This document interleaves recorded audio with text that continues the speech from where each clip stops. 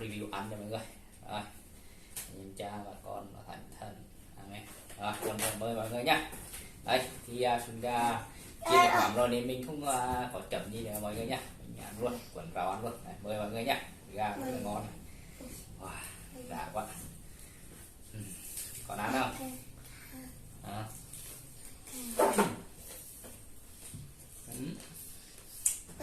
Anh chỉ là sai không bạn?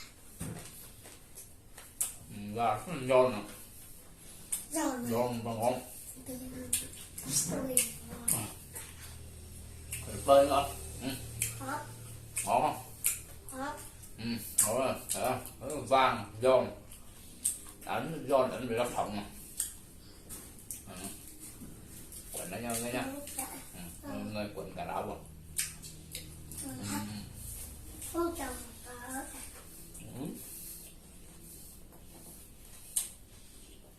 ba Mà vừa ăn nó. hai một cái bài bạc con trắng Vì rất là ngon mà. Rồi ảnh đó là giòn. Đấy, ngay cà chua này mọi người nha, cà chua sống. Đấy, ăn kèm cà chua sống này mọi người nha.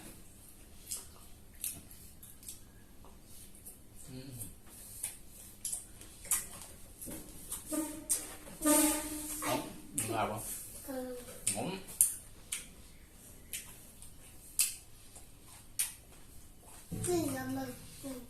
Ngon.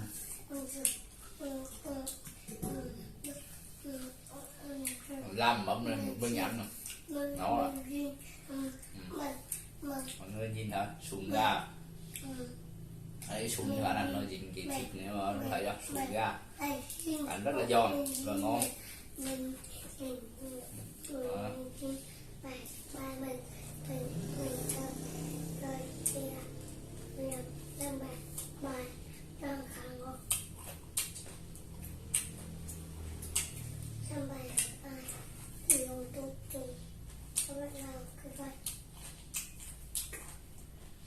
Đúng không?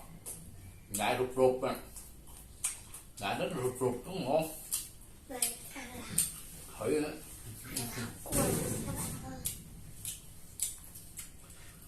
Ồ. Đấy, con ăn đi. Đó, mọi người. Tuyệt vời quá.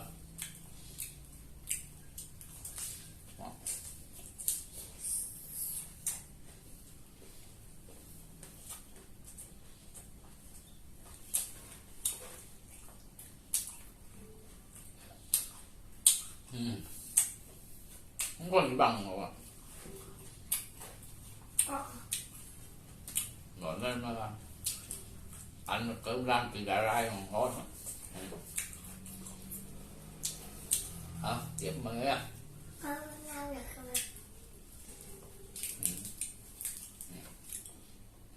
Mời mọi người.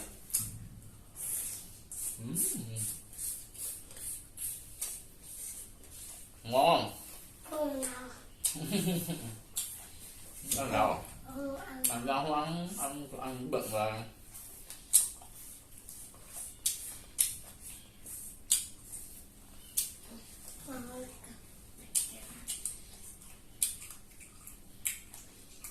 rất chua nữa.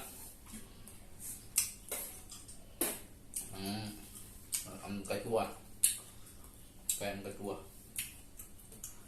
Đó. Chiên nước mắm này rất là thơm nước mắm này, rồi đây giòn, cái sùn nó giòn này, rất là ngon.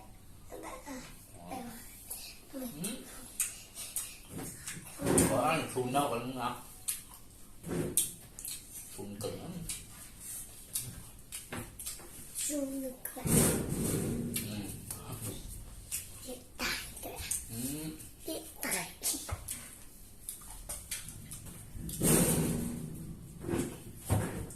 Còn đưa ra bị con rửa tay đi. Xong. Mời mọi người.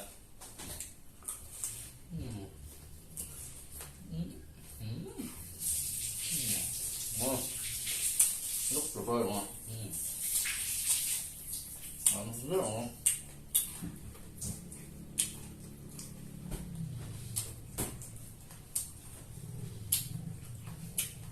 Miệng hay rồi.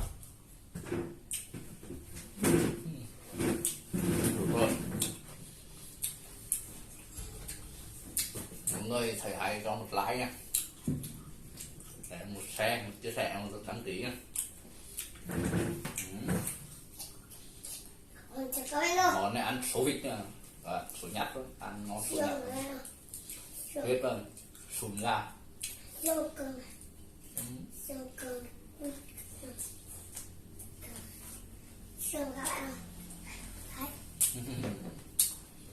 Đỏ hổ lớn.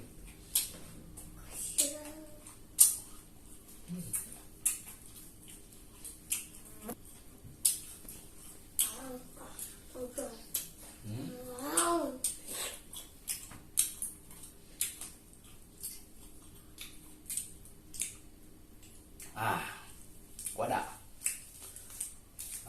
Quẩn này, quẩn nguyên cục chân nó ngân.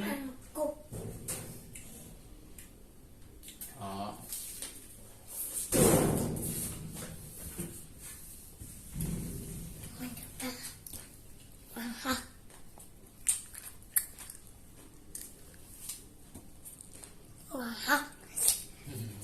Ngon quá ngon,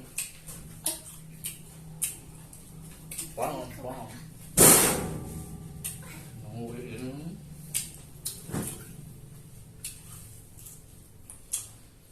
Đó, thịt mắm ngon quá, chơi thịt mắm sùn ga đó. Đó, giờ ăn miệng mình vừa chua vừa ăn cà chua này, đấy. Rồi, cà chua kẹp nữa. Nguyên miệng mà.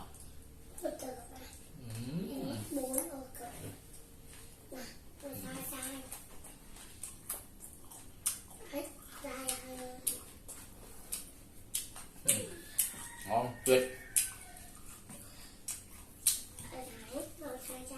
Ngon.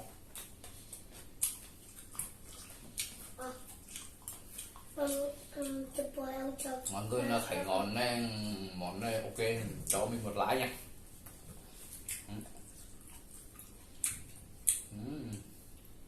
Đây, người ăn cả rau sống với lại là sùn với là cà chua luôn. Ngon rồi. Rau rồi. Đây là mẹ. Bỏ chân không, bỏ chân không. Bỏ chân không. Ba. Đi nào phải cho con mất mà con nhưng chơi bà thai nhá. Đây cho bà thai.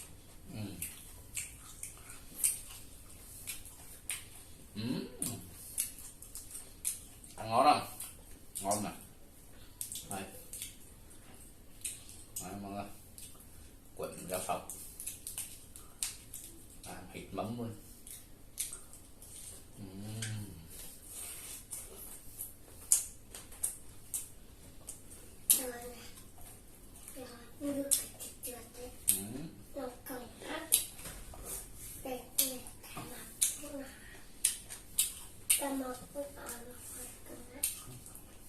Miếng cà chua mà.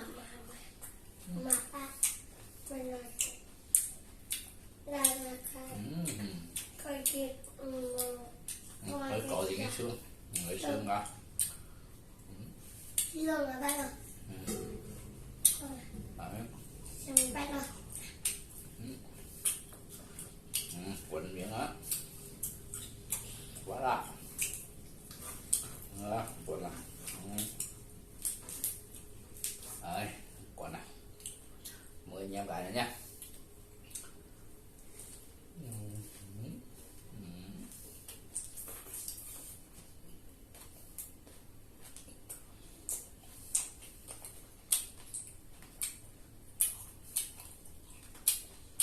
Ngon không tưởng tượng mà.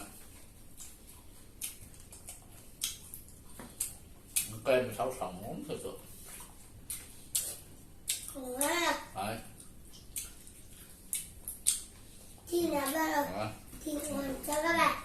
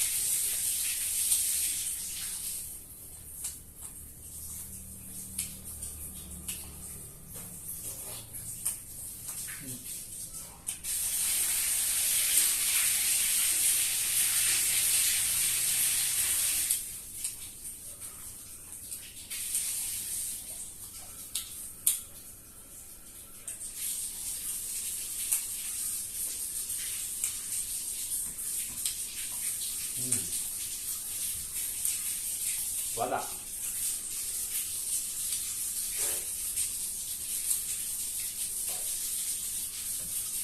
Tiếp nha, tiếp nha mọi người.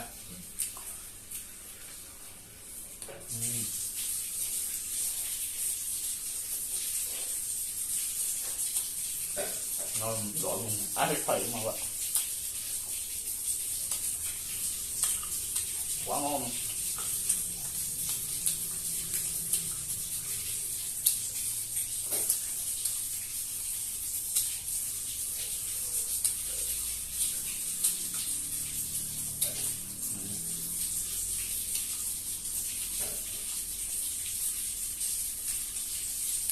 Đây rồi thun nó cứng quá không có nó ấm được mà. Đấy. Thì nó bỏ ra. Bỏ thun. Chịu mọi người nhé.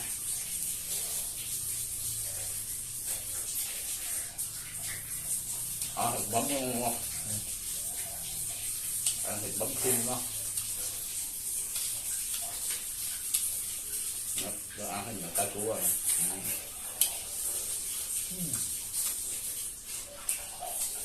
Quá đậm.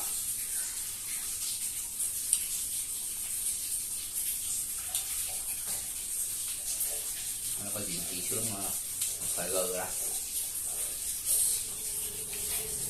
Đấy, quẩn nè. Đây. Rồi, quẩn vào. Quẩn vào. Rồi, bắt đầu làm gì mọi người? Ăn thôi.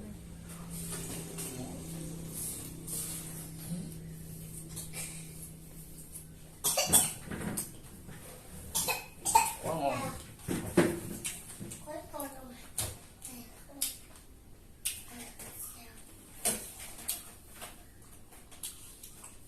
Ăn. Phải có những xương, gỡ xương ra. Gỡ xương ra.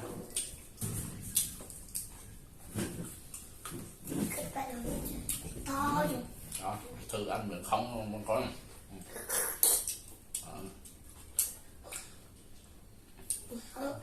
Làm gì gửi bạn?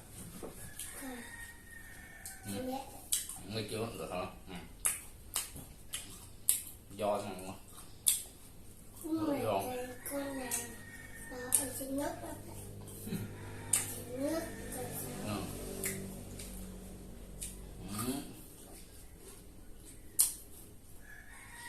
Đó.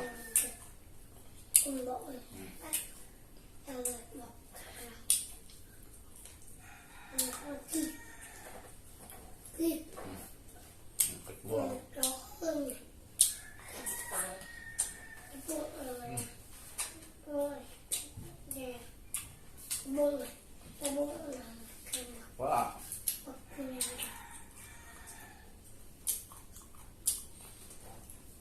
Con mình đừng mọi người. Thật sự là ngon lắm. Ngon quá. Ăn. Đi luôn. Quấn nó kia mà nha. Quấn rụng.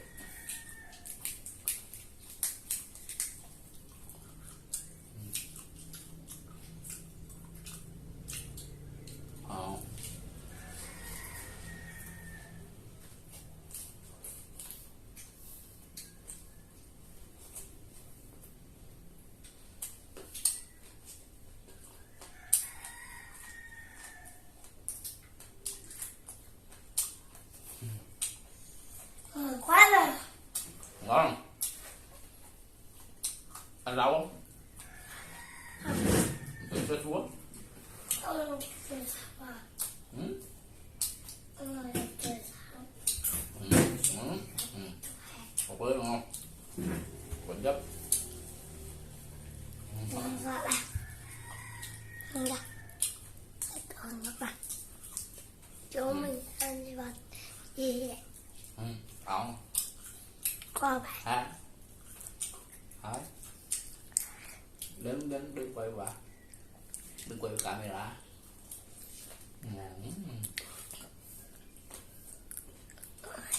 Cầm.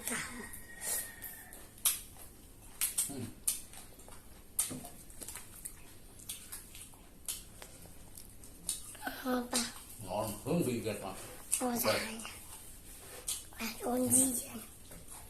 làm thịt mắm luôn coi đấy đi ra đừng đâu đó đứng đừng ấy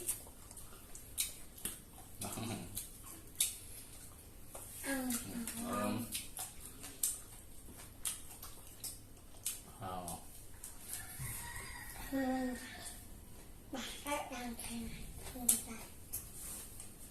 thôi bây giờ mình để nó phải tốt nữa cũng nữa thì dầu phải hai chỗ mình một trái nha sẽ món ăn hơi từ từ mình sẽ tập coi nha bạn.